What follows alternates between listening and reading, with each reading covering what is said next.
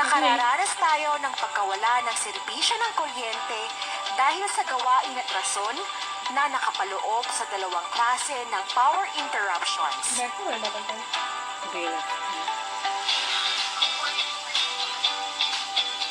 Una, scheduled power interruption. Pangalawa, unscheduled power interruption.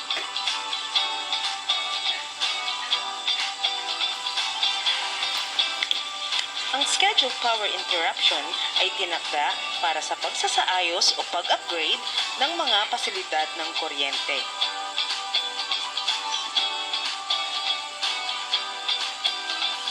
Ang distribution utility tulad ng Senpelco at transmission utility o NGCP ay may regular na maintenance activities na nagiging sanhi ng scheduled power interruptions.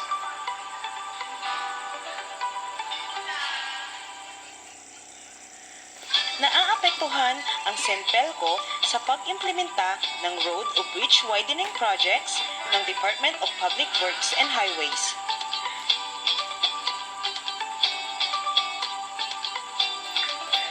Dahil sa patuloy na pagpapalawak ng mga kalsada at mga tulay, maraming mga pasilidad ng Senpelco ang kailangang ilipat sa tamang lugar kung kaya nakakaranas tayo ng mga scheduled power interruptions.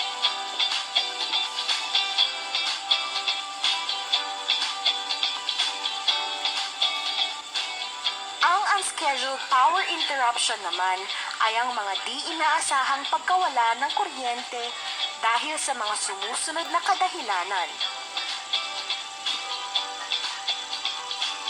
Unang kalamidad, bagyo, lindol, baha, malakas na ulan at iba pa.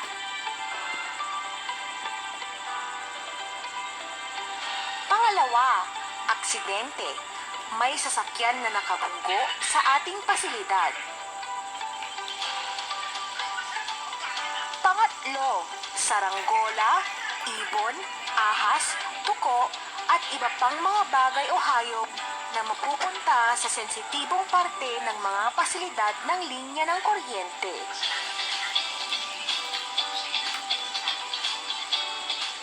Pang-apat, nahulog na sanga o natumbang mga kahoy sa linya ng kuryente. May ilaw na kami, Mare. Tumawag ako sa Senpelco at may sumabit daw na saranggola sa linya namin dito sa Turak. Pero natanggal na ng mga linemen at naibalik na rin ang serbisyo ng kuryente.